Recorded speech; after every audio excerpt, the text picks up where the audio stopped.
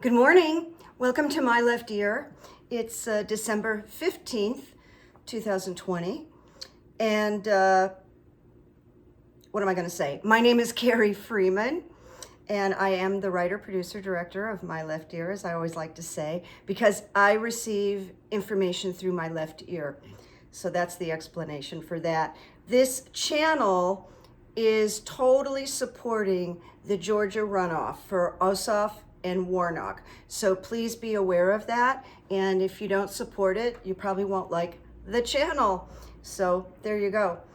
And My Left Ear plans for us to win that race, by the way. So I do psychic coaching, and I've been doing therapeutic hypnosis for many, many years. And because I've written some books and I've been a professional actor, I also coach writing and performance public speaking. This is for entertainment purposes only, as we always like to say. And thank you for hitting the prescription button. Yes, the prescription button, the subscription button. I can tell this is going to be that kind of recording. I'm going to probably make mistakes. It's kind of that kind of morning. All right.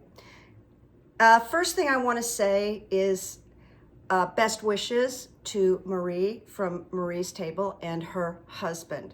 And probably everybody knows that he went to the hospital yesterday morning with a fever, and he was diagnosed with COVID. They sent him home because he'll be safer. And, Marie just needs lots of prayers, and got a wonderful response. So she did get lots of prayers, and I think they got a lot of Reiki treatment. So we'll continue with that. And Marie, if you're watching, yes, I agree. This is 45's fault. This really is 45's fault. It's his neglect. So Biden, I have this idea about Joe Biden and the split in our country. And I want to mention it because it keeps coming up through My Left Ear over and over. When Biden takes over on January 20th, he's made it very, very clear that he wants to implement a really strong stimulus plan for citizens, not for big business necessarily, but for you and I. So he's going to help with unemployment. He's going to help with stimulus checks, and that is coming. He's 100% clear about that. Well, here's my thought. It's going to sound kind of shallow, but money does speak. So when the people, wherever they are, I'm not going to characterize, but the people that really like Donald Trump and are furious that he's not going to be president anymore, when they get money that's going to pay their rent, their mortgage, their stimulus, when their lives start to improve just because they have more security, and it's because of President Joe Biden, I think that's going to calm some people down. Now, it's not going to make it perfect. I'm not saying that. But I think it's going to have an effect. Because money just has an effect on people. When they see he's actually taking care of them, when Mitch McConnell couldn't do it, the president couldn't do it, that's going to make a difference. And I really want to mention that. I saw a news story yesterday that crushed me, and it was about a 2-year-old boy that was dropped off at a Goodwill center with clean clothes and no note. Beautiful child. And I believe this has to do with our economic, the hardships that the GOP have helped create for us. And just really awful. Now we're on to the Georgia runoff. John Ossoff and Reverend Raphael Warnock. Really great news this morning. This is one of the reasons I wanted to get on.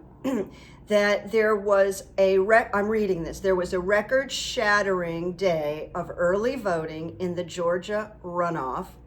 168,000 people voted in person yesterday, and that's up from 136,000 on day one of the early voting for the general election. So more people are standing in line for the runoff than were for the general election.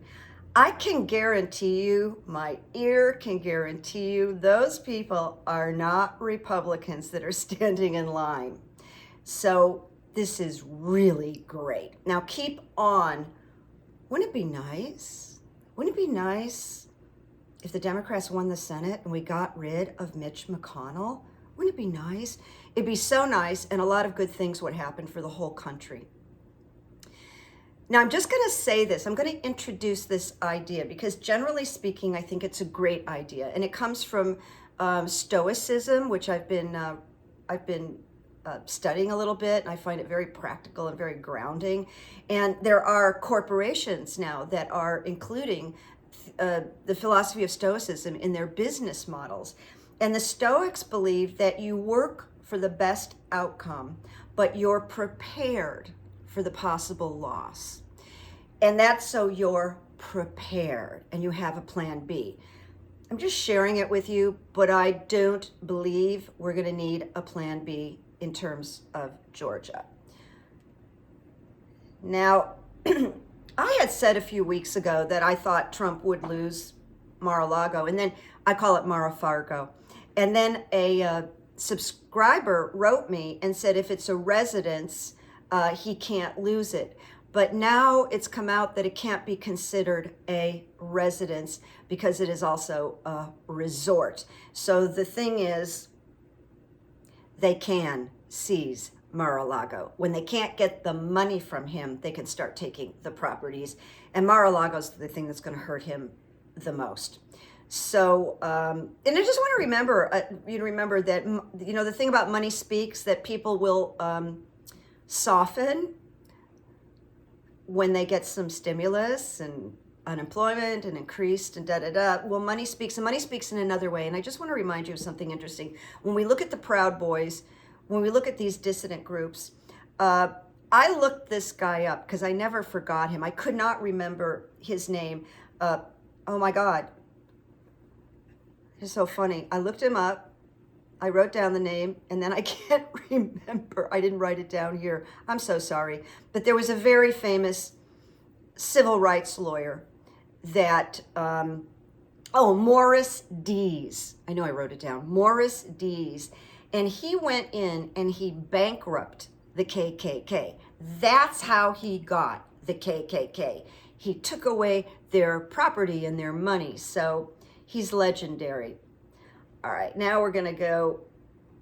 I also believe that the new Attorney General is probably going to investigate this slaughter. I don't call it a murder. I call it a slaughter of Adnan Khashoggi.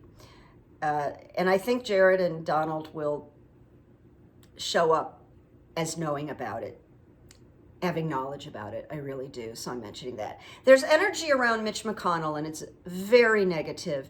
I can feel the energy pushing him out. He's winding up this long career because more than ever, people are talking about Mitch McConnell in an extremely negative way. His negative polling is super, super high. He's on his way out. And there's going to be a new world order in the Senate with lots of productivity. That's going to be really the most exciting day.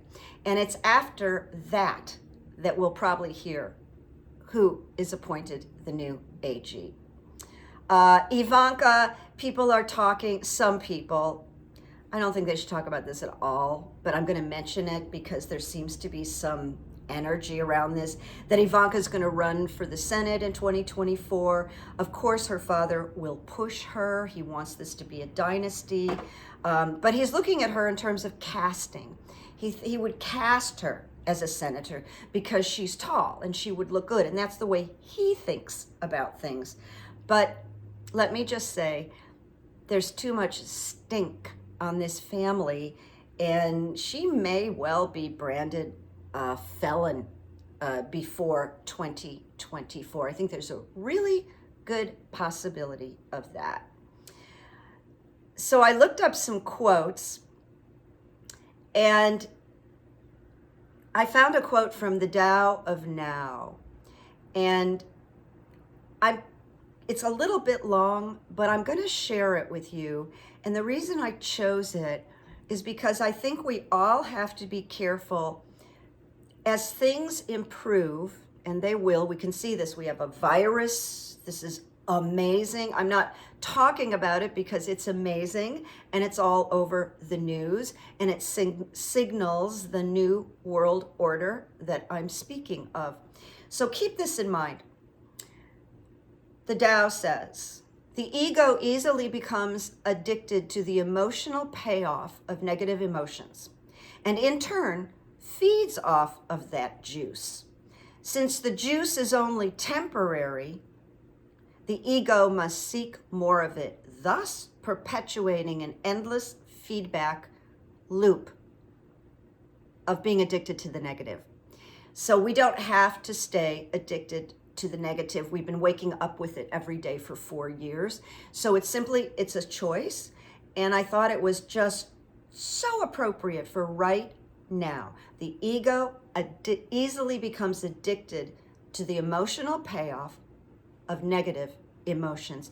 And it goes along with my hypnotherapy, because we tend to stay with what's familiar, and then we repeat that because it's simply familiar.